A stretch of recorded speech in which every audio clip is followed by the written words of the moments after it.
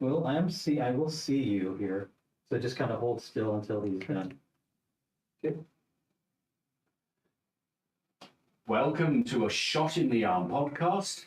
I'm Ben Plumley, and this is the podcast about innovation and equity in global health.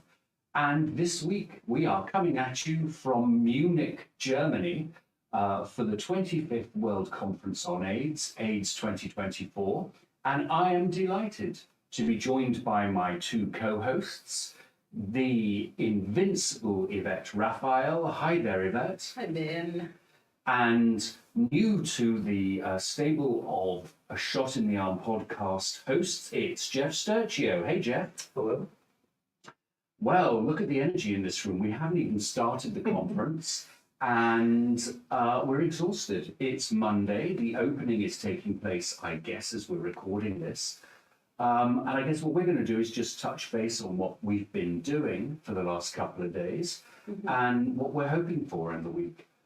So Yvette, you got here at the start of the weekend. You've been run off your feet. What have you been up to? Yes, it's my fourth day in München, München. Munich. Yes, I've been attending some sessions, the Global Village opening, as well as the CLM pre-conference. Wait, CLM, Community-led monitoring pre-conference, as well as the KPOPs pre-conference. And there was the people living with HIV, the living age pre-conference that happens at every conference. So it was exciting. And today I had two sessions, very draining, but I'm alive. No, great. We'll come back to those. But I guess equally exhausting, Jeff. What have you been up to? You've been braving the press conferences for us. Yeah, it's an interesting experience to see allegedly how news is being made, but it's been good. It's been illuminating in some ways. I've been to both the UNAIDS press briefing on the new UNAIDS report. I'll say a few words about that. Went to the science briefing, the top papers, which was held last week, in fact, as a curtain raiser. I'll talk about that too in a little bit more detail.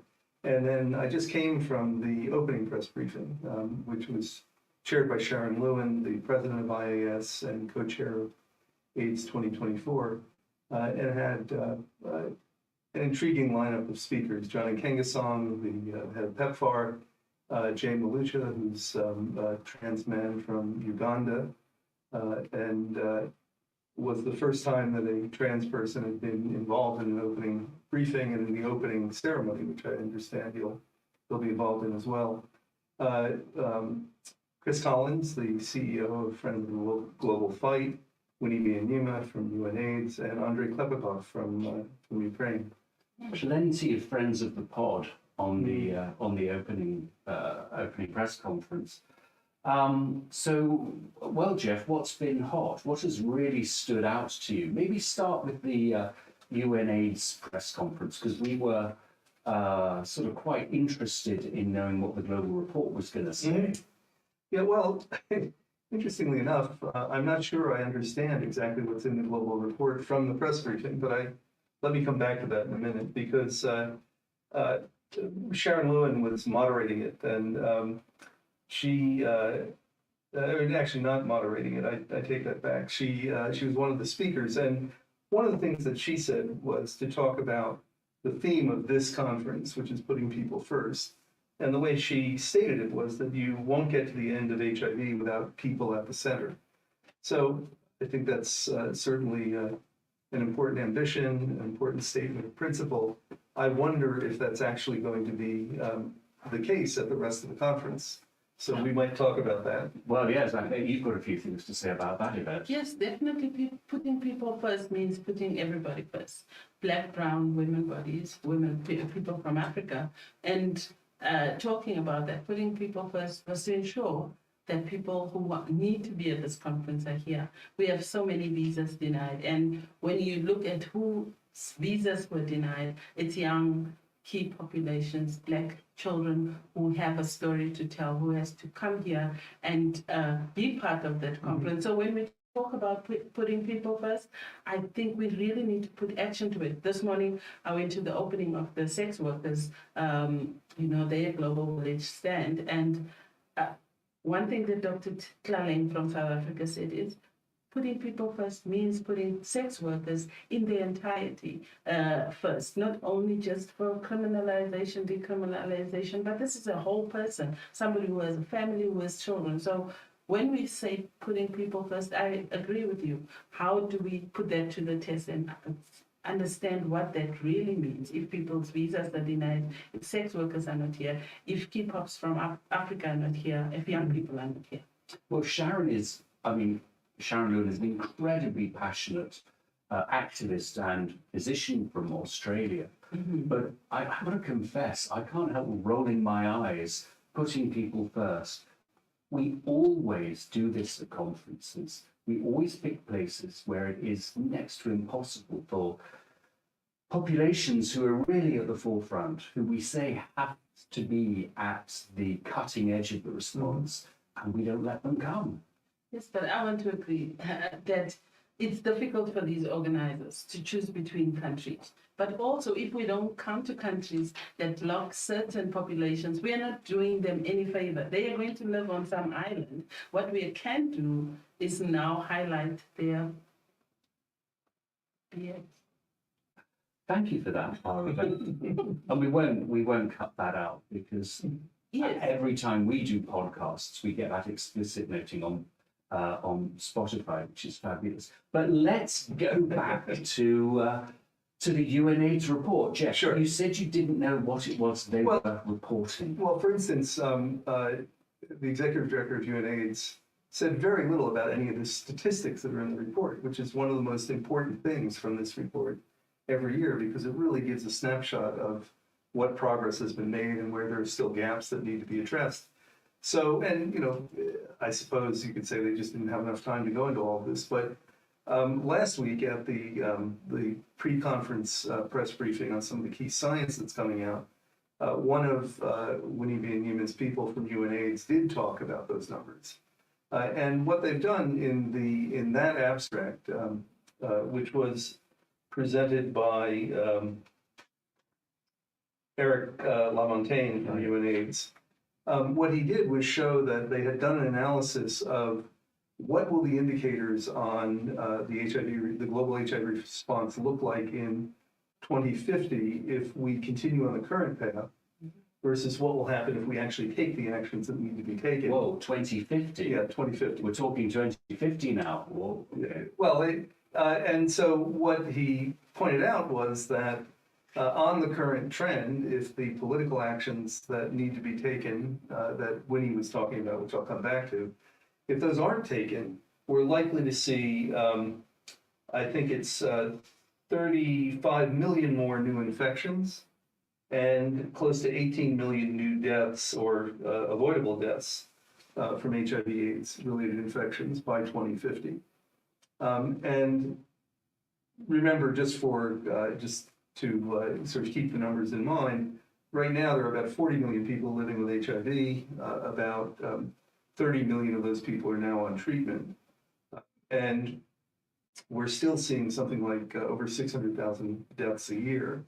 So between now and 2050, another 17.5 million deaths is not trivial. And so that was one of the things that he focused on. And also he pointed out that it will cost something on the order of $10,300 per person for countries if they don't take these actions now. So between now and 2050, the cumulative cost times those 17.5 million new infections will cost, well, actually, all the people living with HIV will cost a significant amount of money.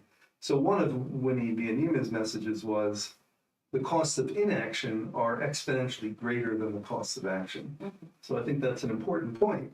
But countries, donors in particular, seem to be able to ignore that without worrying about it. I mean, they just aren't putting in the money that's needed, because she also pointed out that there's about a $9.5 billion gap each year in the money that's required to actually fund fully the interventions that are required so that everybody can get access to treatment, prevention tools, and and care, 'Cause and it's- where, and, you know, and what's actually being done. Because it's not just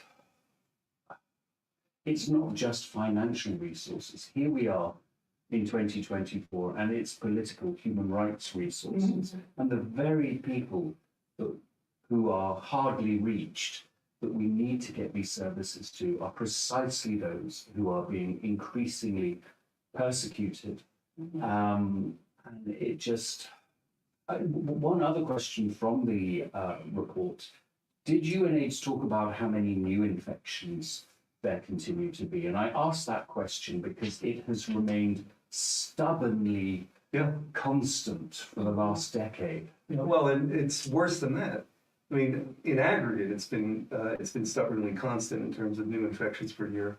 But one of the key themes of this new report, and they do have the data to demonstrate it, is that in Eastern Europe and Central Asia, in Middle East, North Africa, and in Latin America, new infections are actually increasing. They're going in the wrong direction. So, you know, and that, in fact, then just to jump across to the opening press briefing where Andrei Klepikov spoke, you know, he pointed out, I mean, first of all, the heroic work they're doing in Ukraine. Now, just remind us, Andrei is the executive director of the Alliance for Public Health in Ukraine. That's right, yeah. So he's been doing a lot to lead the response in Ukraine throughout this war. And he was also talking, though, about other countries in the region, particularly Russia. So one of the points he made, which I thought was very powerful, was that in addition to the war in Ukraine, Russia also has a war on evidence-based science when it comes to HIV prevention and treatment. You know, for instance, despite all the drug addiction in Russia, they won't allow any kind of alternate, you know, of treatments, you know, methadone or with naloxone and other sorts of medically assisted treatments to help people deal with drug addiction. They don't acknowledge that trans people exist. So obviously they're not providing care and treatment for trans people who are at risk of or living with HIV. You know, he just went down a whole list of really crazy and pernicious public policies in Russia that make it impossible for people to deal adequately with the AIDS It epidemic. reminds me of an article that a British security expert who is a real expert on Russia, Mark Galeotti, wrote, noting that India, in maintaining this neutral role between the West and Russia, had actually found additional new markets for its HIV medications in Russia, particularly to pay for pre-exposure prophylaxis. And that's certainly something we'll come back to in future episodes, but it does just go to show what a curious state of affairs we are living in. Yvette, you are here partly to promote the choice agenda, and I wonder if you could just summarize what that is. And of course, it ties in absolutely with what Jeff was just talking about in terms of prevention. Yes, and also somebody needs to bring these modelers together so that they can say the same thing. There's so many people at this conference and everybody's picking up this and that. And one of the things that a friend of mine picked up was that Yvette, we're going to live up to 70. So that is a good thing, right? But coming back to the choice manifesto is exactly that we are in a space, a very pivotal point. So many new prevention options are becoming available, are proving to have worked, but how many of those are available in the countries where we really need these methods to make it available to bring down the new infection? So the choice manifesto, not the agenda, we work together with the CASPER program, and what we do there is, with the choice manifesto, we demand that every product that becomes available, proves to work, becomes available in our communities, and that communities must choose. The big problem here is that once a product, and our governments are guilty of this, once a product is approved, everybody's praising it. Like lenacapavir at the moment, we stand risk of our governments thinking that, oh, I can only buy 2 injections instead of 6, or over the years' time. But what we are saying is that people change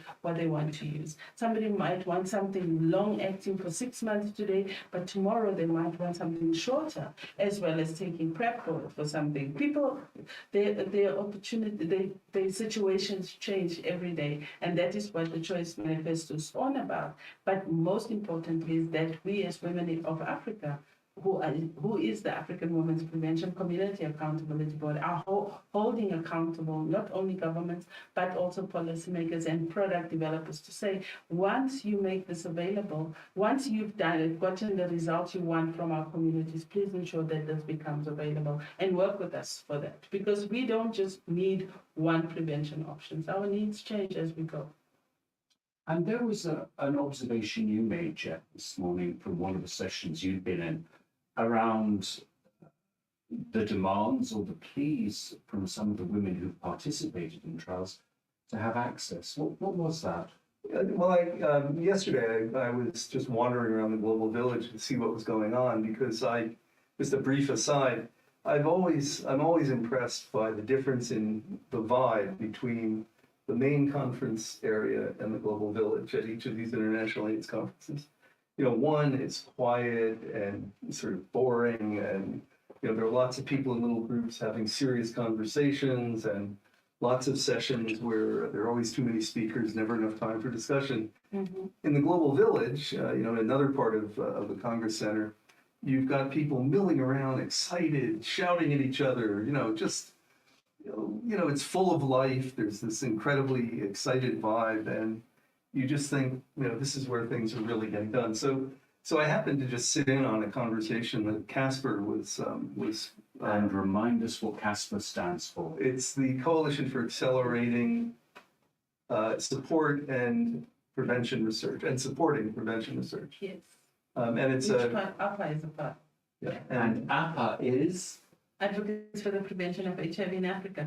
Ben, you must get used to this, that we speak in acronyms. I and know. that is why the Global Village is much more fun. I think we break it down. Ben. Yeah, no, I think that's right. As do we. I think my sole job is to ask us Put to it break down together.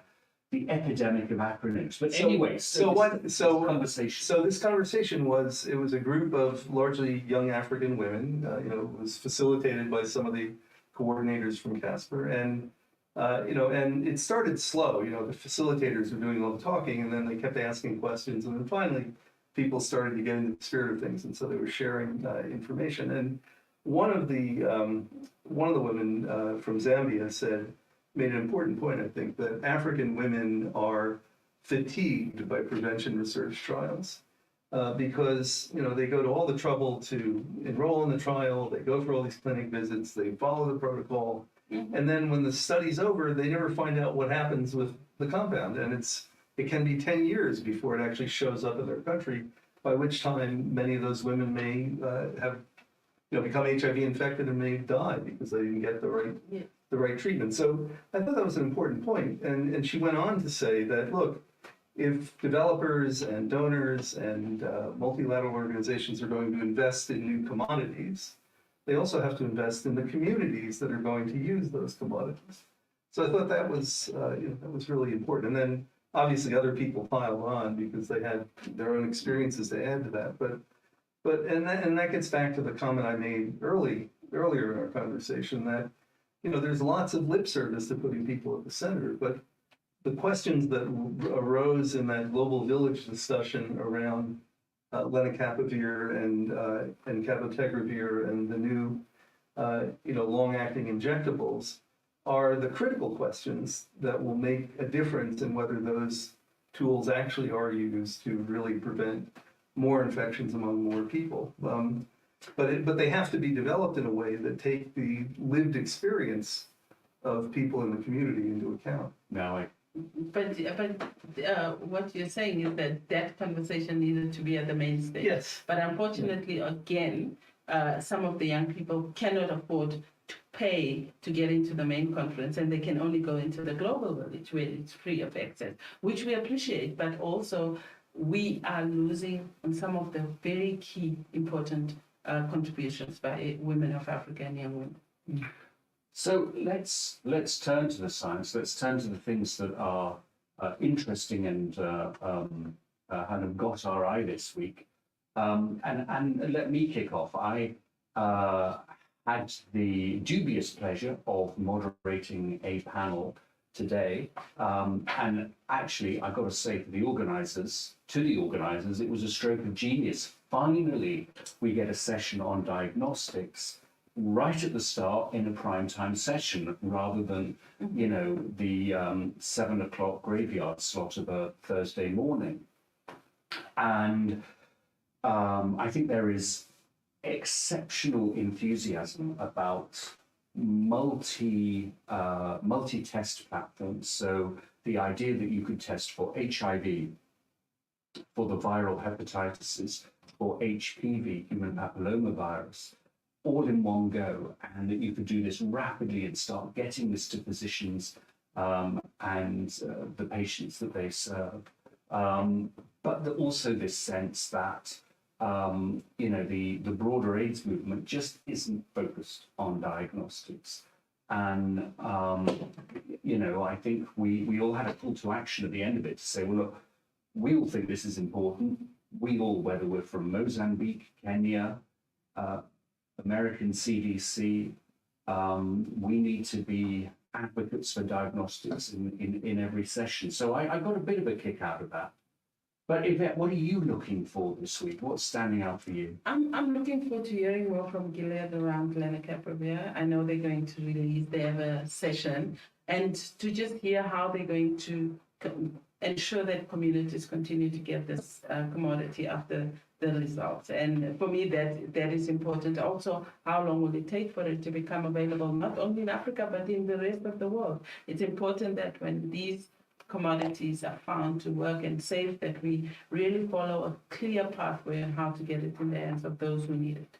And this is what I love about the Shot in the Arm podcast, because we put access first. Yes. Jeff, do you want to explain to us what lenacapavir is and what the science is that we're expecting to see this week? Well, sure. The presentation that was referring to is one that Linda Gale Becker from South Africa will make. She's one of the principal investigators on the Purpose 1 trial, which was a trial of lenacapavir, which is a capsid inhibitor that's used as an injectable every 6 months.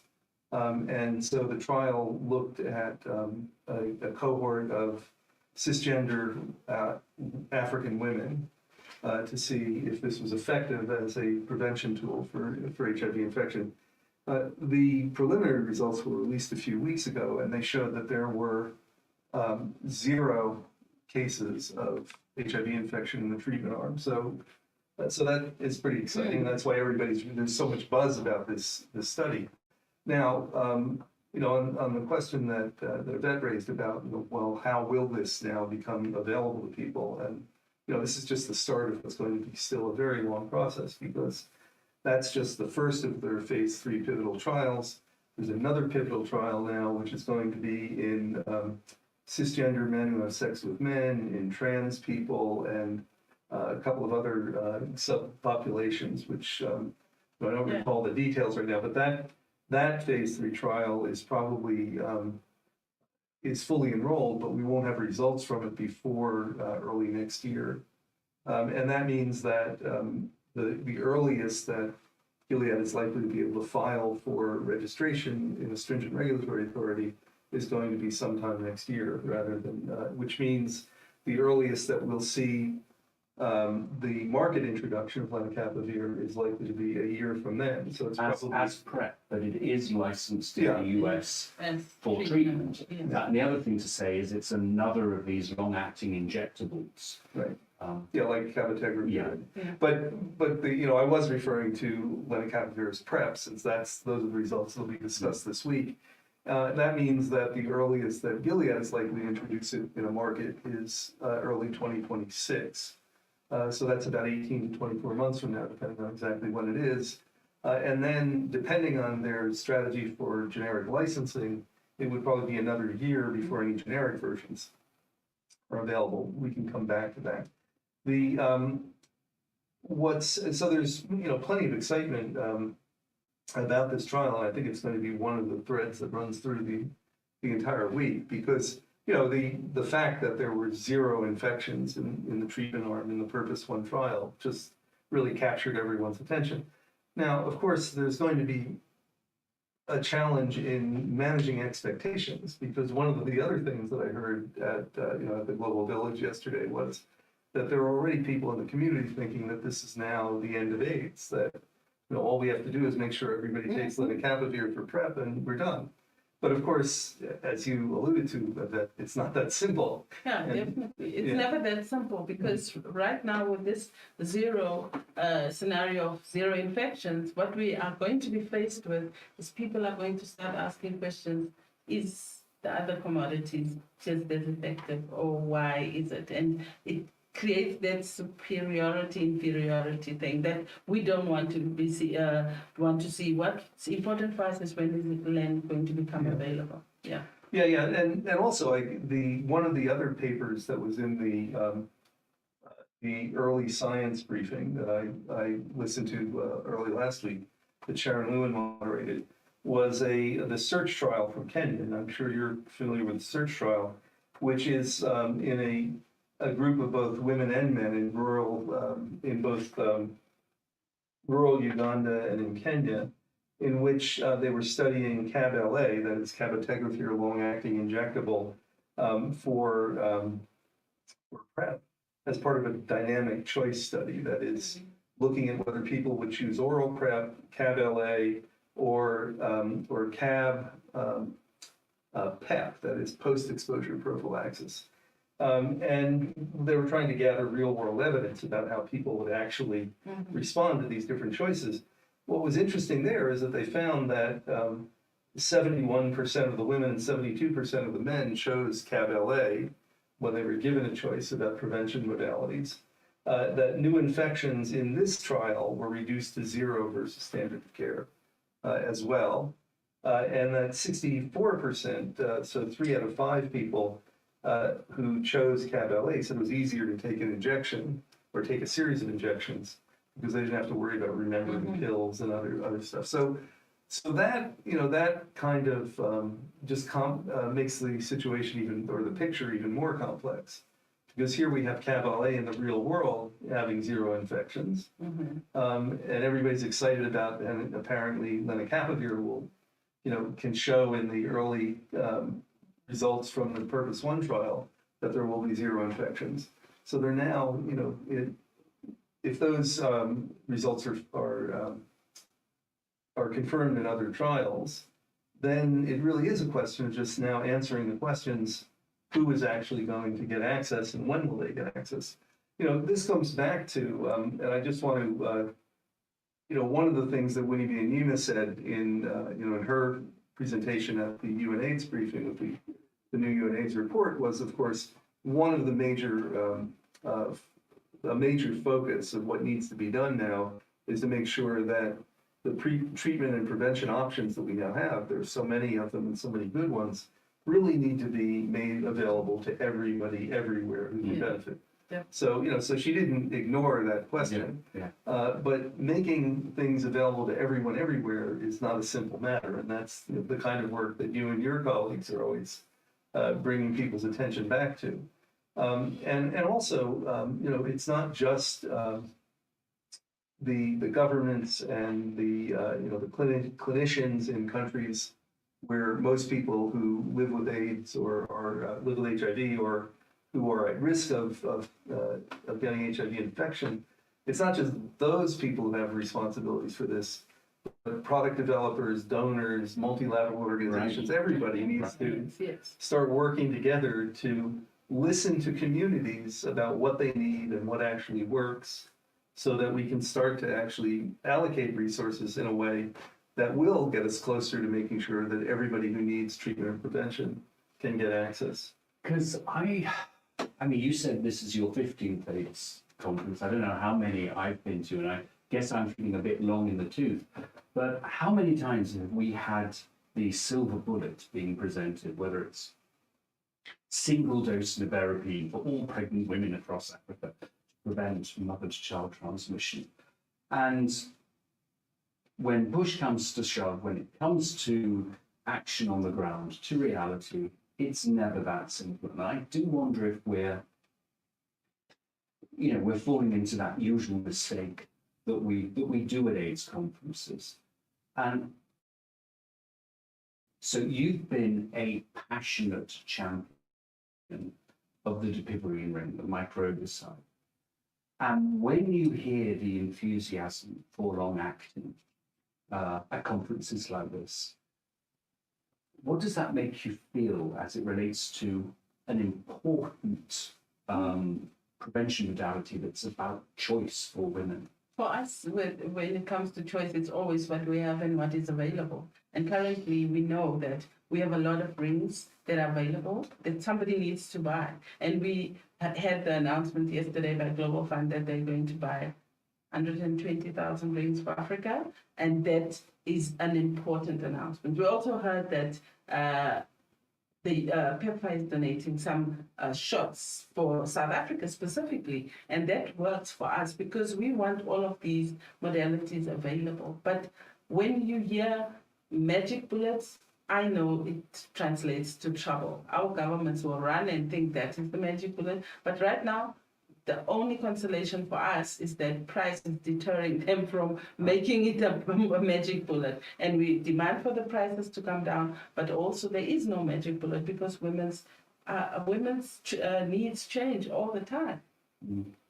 Well, let's move on. One other piece of science that I really wanted to get both of your thoughts on is something called, and here we go with the AIDS acronyms again, DoxyPEP. And there are two studies being released this week looking at the role of an antibiotic, doxycycline, for use in pre-exposure prophylaxis, but also post-exposure prophylaxis for PEP, particularly in men who have sex with men, as a way of preventing STIs like syphilis, like gonorrhea. And WHO yesterday had a major session on the science, but also the implementation, because of course at this point WHO has not yet included DoxyPEP in its recommendations. And there is quite a debate going on amongst the public health community about how and whether this intervention should be prioritized. The big concern is that widespread use of doxy could speed up what am I trying to say? AMR, Microbial resistance. Thank you, Jeff. And so there's a real conversation, putting it politely, about what to do with this. My thoughts exactly, Ben, is that when we talk about pre-exposure and post-exposure prophylaxis as a solution, we should allow communities to make that decision. We always preempt to say our communities will get resistance, they will not know how to use it. And what we do in turn is actually block the way for something that somebody can take real quick and real fast without any hindrance. I say PEP is something we've been sleeping on for a long time. We could have had all of this evidence if we cared enough about PEP. For DoxyPEP, if we actually did not sleep on PEP. Well, they did, some of the studies that are being presented this week are on DoxyPrep rather than PEP. But and two of them were presented in this IAS press briefing last week as some of the interesting science that's coming out of the meeting. One is a study that was done by a group in Vancouver and Toronto of 52 men who have sex with men, and they were given 100 milligrams daily of doxycycline for prevention of STIs, and then there was a placebo arm as well. And what they found was that 79% of them completed the protocol, which was pretty good. The tolerability and side effects were okay. There weren't a lot of side effects, and so people found it tolerable. And they found an 80% reduction in STIs, and that varied. For syphilis, it was down 79%, gonorrhea was down 68%, and chlamydia was down 92%. And they actually looked for additional resistance to doxy and they found that it wasn't significant. So, but this is just one study in 52 MSMs. There was also a study presented from Tokyo in which 40 female sex workers were given the choice of doxyprep, same dosage. They looked at 5 STIs and they found there was a 66% reduction in STIs among the women who used doxyprep. And there was also a 36% increase in testing for STIs as a result. So those were the preliminary results from those 2 studies. But again, one of the things that people always have to keep in mind is these were studies of 40 women in one case and 52 men in another. And these are just preliminary, studies that provide some indications of what may happen if you study this in larger populations in different cohorts. So that's an important caveat. But those were that's some of the science that will be discussed further this week. Well, I guess we're getting up to the top of the hour. I guess we're all rushing off to our next events. I'm going to the MTV Staying Alive Foundation reception, and Me. with you, Yvette, and Yes. both of us as So that board I don't get members, lost. so you don't get I have lost. been doing at all the conferences. Well, I understand you've been using public transport fairly Yes. extensively. I'm upgraded. I'm impressed. What are you up to tonight, Jeff? Well, I think I'm going to get ready for some of our other podcasts this week. So, this doesn't happen by magic. But I want to just leave you with one other comment that came out of the UNAIDS press briefing. And that was from Archbishop Thabo Makgoba from South Africa. And he was just terrific in the intervention that he made. It was by video. He wasn't actually here in person. But he said we have to remember that as human beings, we're all interdependent. We cannot end AIDS for some places, for some people. We can only end AIDS if we do so for everyone, everywhere. Yes, And I thought that was a very eloquent and important statement. very important statement. And as we were talking about Ukraine, Palestine matters. The same as Ukraine. Well, and for the fight against HIV, it's everyone everywhere. Yeah. Now, before we close, and this will really only be noticeable, I guess, to people who are enjoying this podcast visually, Jeff has the most incredible set of papers that put both Yvette and I to shame. Notebooks, briefing documents. I got to say, I'm really impressed, Jeff. Let's I find you have to be organized to really take advantage of a conference like this. So. Yeah, but you're saying I'm this one. No. We all have our own ways of coping with information overload. And that's what we're going to try and do this week, is to make sure that we minimize the information overload by bringing you the latest and the most important information that comes out of the conference. So that's it for this episode. Thank you very much to my co-hosts, Yvette Raphael and Jeff Sturcio. We'll be back at you tomorrow. Have a great day and a safe day, everybody.